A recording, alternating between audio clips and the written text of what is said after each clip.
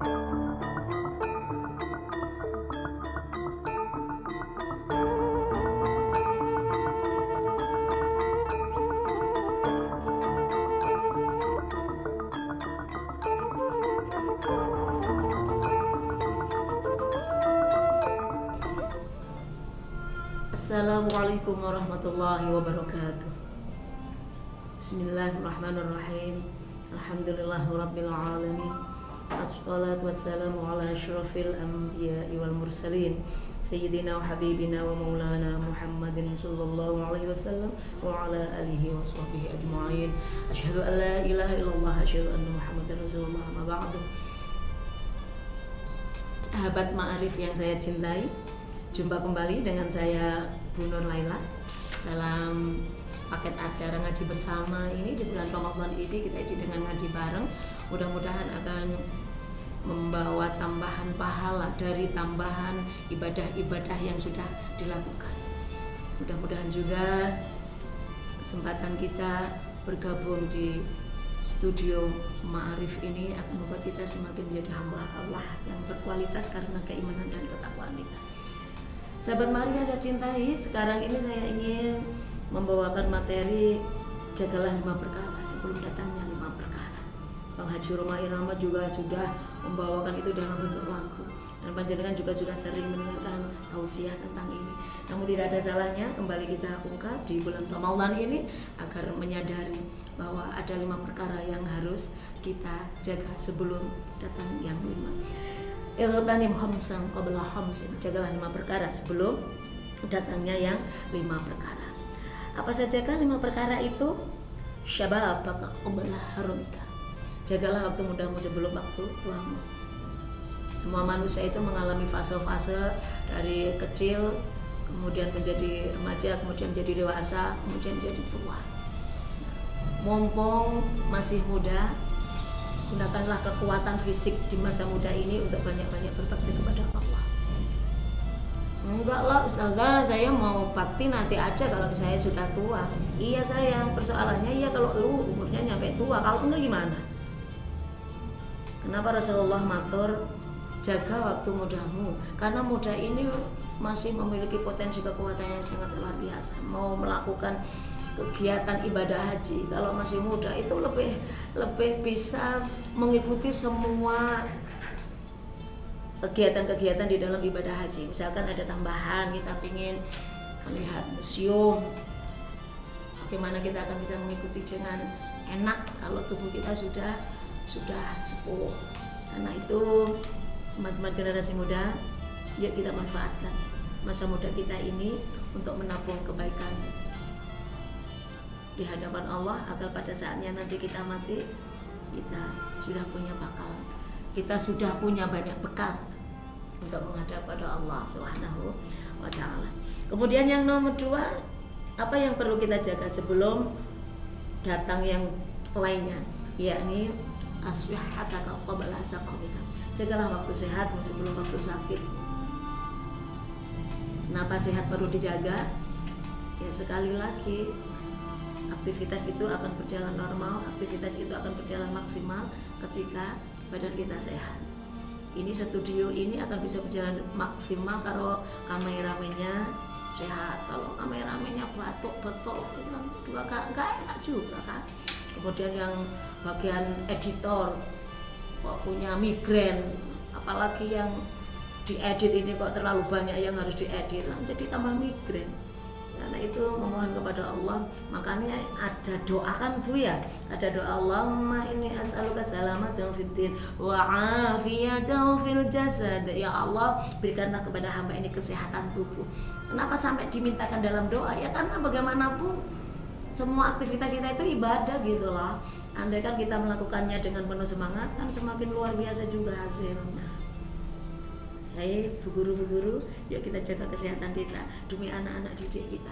Kalau bu gurunya sehat, maka pembelajaran akan terus bisa berjalan. Alhamdulillahirabbil alamin atas semuanya itu. Kemudian yang ketiga, wagina qabla fakrika, jagalah kayamu sebelum miskinmu, jagalah kayamu sebelum fakirmu. Artinya apa? Ketika Allah memberikan kelebihan harta, berikanlah sebagian hartamu itu kepada orang lain. Kenapa? Karena man naffasa an mu'minin kurbatan min qurabid dunya naffasallahu anhu kurbatan min qurabi yaumil qiyamah. Dengan harta kita memberikan kepedulian kepada orang lain. Itu artinya kita meringankan beban orang lain. Kita meringankan beban orang lain ketika di dunia, maka beban kita pada hari kiamat akan Allah ringankan. Loh gini-gini kalau nggak ngaji ya nggak ngerti lah. Tapi kalau dengan ngaji, tiba ketiga yo, mari ngene iso miyane patang sedekah, miyane enteng beban iso ana ing dina ki, ana ing dina kiamat. Nah, ilmu itu memang penting. Orang yang semula pemarah, setelah dapat informasi bahwa orang yang paling kuat adalah orang yang bisa menahan amarahnya. Miyane ketiga, sing petinju yang bisa menang sebagai jawara petinju di dunia begitu. Enggak, menurut kacamata agama, orang yang paling kuat adalah orang yang bisa mengendalikan amarah. Ini semua juga karena ilmu, belajar dan belajar. Wa ma anfaqtum min syai'in fa huwa yukhlifuh. Wahai Nur Laila, apa yang engkau infakkan, apa yang engkau sedekahkan, jangan khawatir. Kira-kira kecatet apa sing yo aku sedekah kae. Cek tak usah agar sadar mengko iya. Mau sedekah, catat apa enggak, semua amal yang kita lakukan sedikit atau banyak semuanya tercatat dengan indah dan rapi di sisi Allah Subhanahu wa taala. Makanya kabar gembira bagi orang-orang yang terzalimi. Kita terzalimi tidak mendapatkan perlindungan gitu ya. Menurut kacamata manusia, percayalah, pada saatnya ditegakkannya keadilan, besok akan menikmatilah kebahagiaan akibat terzalimi ketika di dunia. Oke, selanjutnya wa faraghaka qabla sulika. Jagalah waktu luangmu sebelum waktu sibukmu. Orang kalau sudah sibuk gimana sih? Sampai mau mandi aja nggak kabar karena saking sibuknya. Apalagi ini Mas kameramen studio Ma'arif online. Mereka itu orang-orang yang sangat sibuk. Kadang sampai Masya Allah, aku tadi kok utusan nggak bisa khusyuk ya. Ternyata saya lupa mandi. Maklum karena saya memang orang super sibuk. Kalau kesibukan itu memang sibuk dalam bentuk ibadah, insya oke. Tapi kadang-kadang kesibukan duniawiyah membuat kita menjadi lupa akan kewajiban kita kepada Allah yang telah membuat kita mendapat kesibukan dan dengan kesibukan itu akhirnya mendatangkan uang. Na'udzubillah min dzalik. Dengan kesibukan sebagai bentuk karunia Allah yang diberikan kepada kita harus menyibukkan diri untuk banyak menyembah, banyak berzikir, banyak mengingat Allah Subhanahu wa taala. Karena itu ada doa juga yang kita meminta tolong kepada Allah.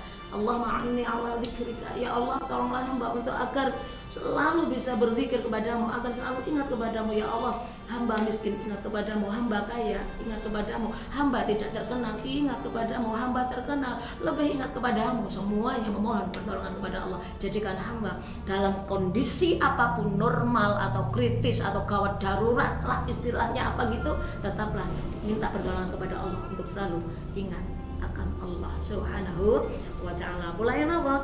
Ni'matani maghbunun fihi ma katsirun minan nas as-syuhah wal faragh.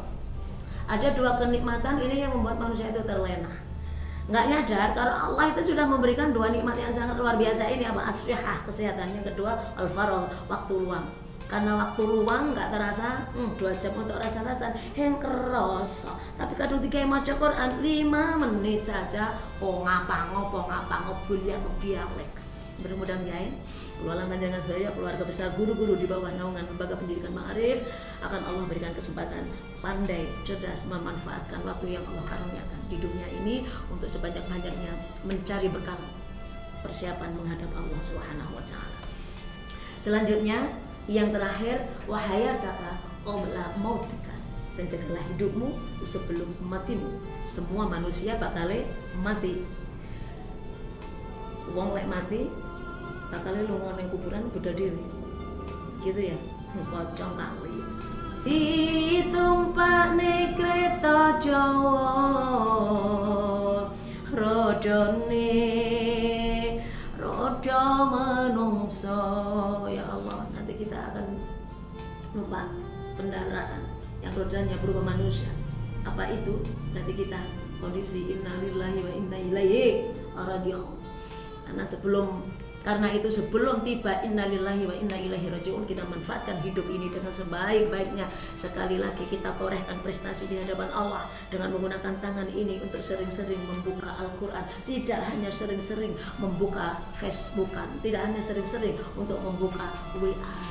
WA boleh, asalkan WA itu yang mengarah kepada kebaikan. Saudara-saudara pecinta ma'arif yang tercinta, 5 hal tadi adalah sesuatu yang harus kita miliki. Kenapa tidak? Karena kalau kita tidak ingat akan 5 hal sebelum datangnya 5 hal itu, akan membuat kita menjadi lupa diri. Mudah-mudahan Allah menjauhkan kita dari sifat lupa diri, karena lupa diri akan mengantar kita kepada kehidupan yang sengsara-sengsaranya, yakni di neraka Allah Subhanahu wa taala. Selamat menikmati berbuka puasa. Mudah-mudahan puasa kita akan menjadi bekal mempermudah kita menjawab pitakon kubur, pitakon malaikat mungkar dan nakir. Kiranya cukup sekian. Allahumma fiq ila aqwamit thariq.